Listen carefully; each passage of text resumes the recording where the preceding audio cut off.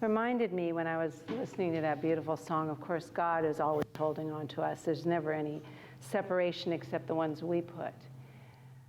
But we really need to hold on to each other. That's what we need more now than ever before, is we need to hold on to each other. Kirk and I we like to do a little spiritual practice in the morning, and I get bored with the same ones. So I'm usually pulling a book out and trying to find one to do, and I picked a Mark Nepo book and turned to the date, which was July 15th, which was Friday. And it was a little exercise. It was an exercise in vulnerability, that you find a partner and you each share, well, one at a time, of course, what your greatest fear or concern, or what's the deepest thing bothering you at that moment. And you just get to talk, no interruption from the other person. And when the person is complete sharing, they say, I'm complete. And the other person can't say a word, they can just touch. They can just touch the other person to make them feel better. And it was an amazing exercise because, number one, we've been together a long time, so we can get pretty vulnerable. But just the power of touch, and I realize how much we need each other and how much we need that power of touch. Just holding on to that. You can do this with a dear friend, of course, someone you trust, but it was a beautiful reminder of hold on. We need to hold on to each other and be there for each other. So, as I said, we're talking about holding on and letting go. And when you think about, well, how do we know what to hold on to? Well, I'm going to go back to kindergarten. And we're going to go to ABC. And A, the first thing, how do we know what to hold on to, is awareness. We have to increase our awareness so we know what our mind is doing and what our heart is doing and what our body is doing. We need to know that our focus and our intention and our thoughts and our feelings are in alignment with just what Michael was telling us about. That relationship with spirit, that we keep that at the forefront. Now, we live in this physical world, but if we put all our trust and faith in external things, man, are we going to be disappointed and disillusioned and upset, because this physical world is changing all the time, ups and downs and goods and bads. But if we put our faith in something greater than we are, we're going to expand and open that divine urge, that divine spark, ignite it within us. What are some synonyms for that power greater than we are? Of course, God, the absolute, the infinite presence, beauty, love, what we sang about this morning, kindness, compassion. Those are the things to hold on to. Those are the things to make sure you readjust in your awareness when we're not there, when we travel to a place that doesn't take us there, takes us down to the things, the negations of those things, that we can get back in alignment. Because the B in the ABC is balance. We need to balance in life. In this world, there are tough times. There's things that are tough, and we're going to hurt, and they're going to feel bad, and we're going to cry, and we're going to swear at God sometimes. How could you do this to me? Because that's what we feel. And it's okay sometimes to do that. Sharon and I are talking about, well, we're going to do it, but talking about when we're putting together a grief group. Because grieving is so important. The big things, the little things, to let go of those emotions, because we have to learn how to let go of the painful content of things. Now, believe me, I could sit right down here on these stairs and cry at some of the big losses I've had in my life. Doesn't mean there's still not hurt in there, but I know there's a bigger picture. That's what's most important. I have a greater understanding, but it's a journey to get there. So to get there through the pains, is anybody else experiencing some pain and difficulty in their life right now? A little bit, discomfort? Nobody? Okay, good. Then, let me just close this up right now. We all are, because life, it does get tough, but also we are here because we know there's greater truths that we can hang on to, something more out there. Now, Jesus, I think he was the master at holding on and letting go. He was the greatest way shower and teacher how to navigate this thing called life, being infused with spirit and still living purposefully in this world. And he said we must lose our life if we wish to find it. We have to lose it. Now, does that make it? I mean, that's another one of those really weird sayings. Well, how can we lose it if we find it? But he meant we have to lose the small parts of ourselves. We have to lose the parts of ourselves that doubt our importance, that question who we are, that live in fear, doubt, anxiety, frustration, and we all touch those. But we need to learn to navigate through them that we can get back to something bigger and greater, that divine urge that's always pulling us towards the stars, towards something more, something bigger, that we can get back to that.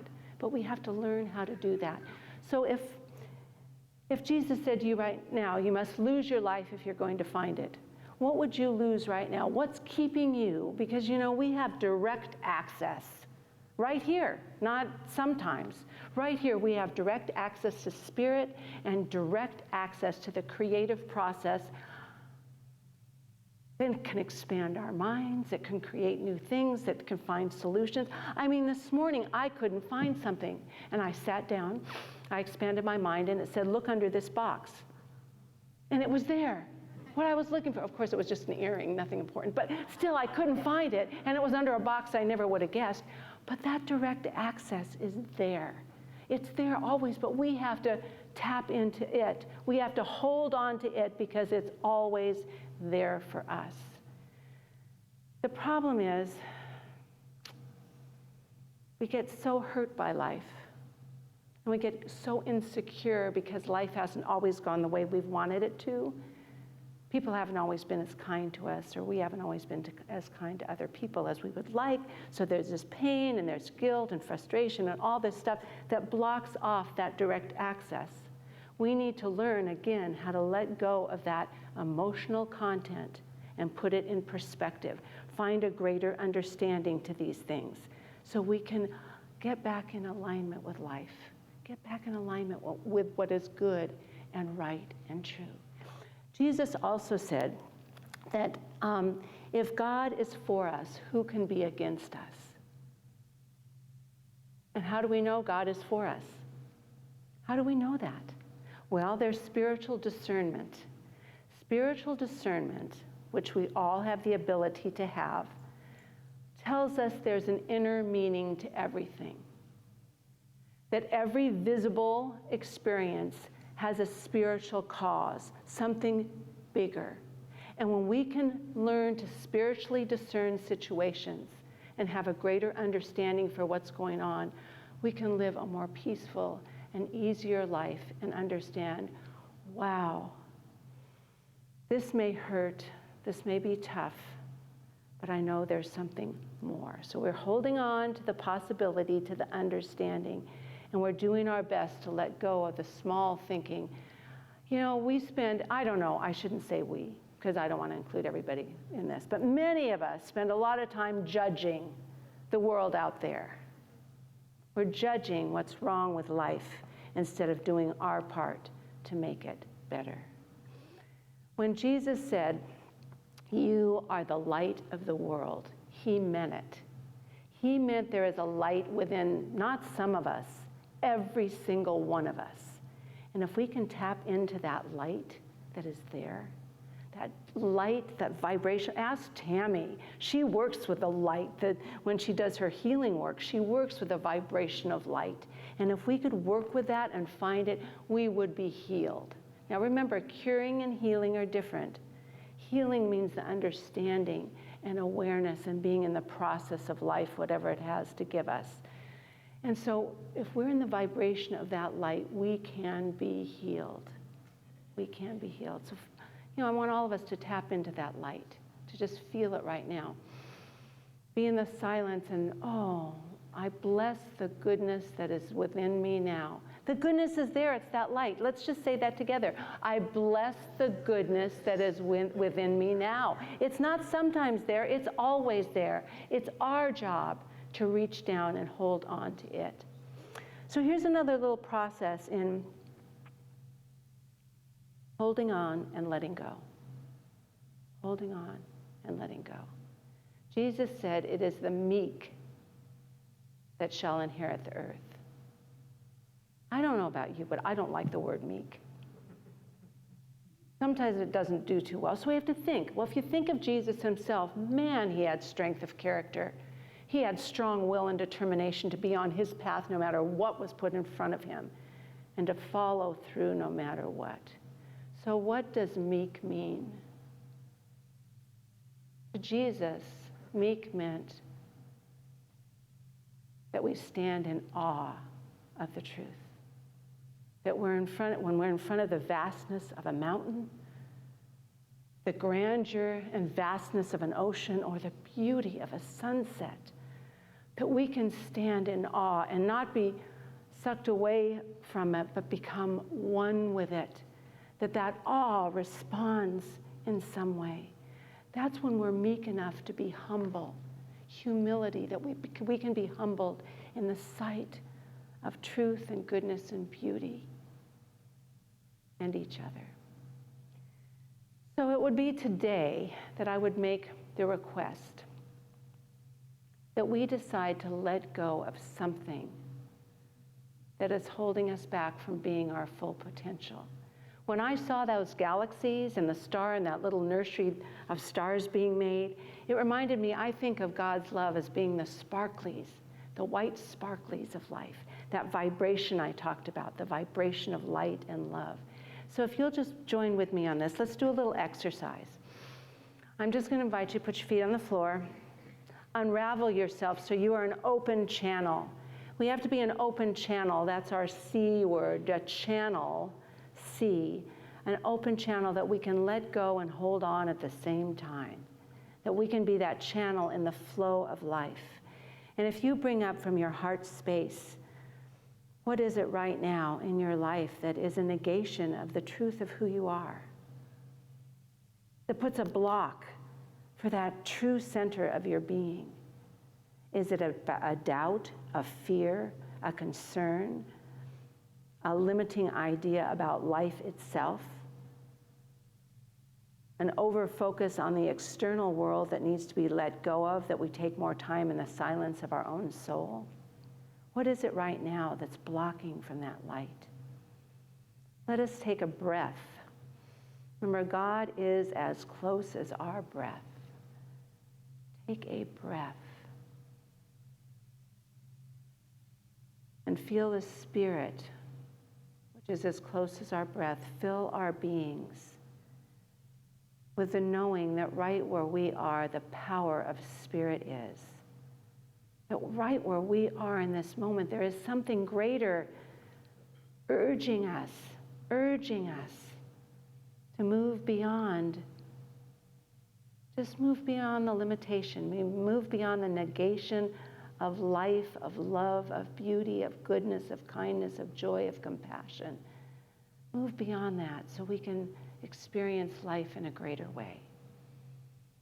And just allow, and whether you flick it off, throw it off, just let it melt off, but just release in whatever way is right to you, if it's your mind or your heart or both, just release that limitation that's been keeping you, us, separate from our true center, which knows that we are each unique, individualized expressions of God, and our unique life, our unique expression of Spirit, the unique way we love, the unique way we're kind, the unique way we share our goodness, our beauty, the unique way we show up in this world is needed to make this life richer and more worthwhile. Just breathe that in. Just breathe it all in. Fill yourself up right here and now, and just open your eyes. And a new world's here where we know that we are a unique, important part of life right here and right now. Right here and right now. I'd like to just share some words from Ernest Holmes here in closing. He said, if we put our trust in external things alone, we're going to be unhappy. But if we put our trust in God, we expand our lives. When we let go, the great surrender, it does not mean losing anything worthwhile. Everything worthwhile is what we hold on to. Everything.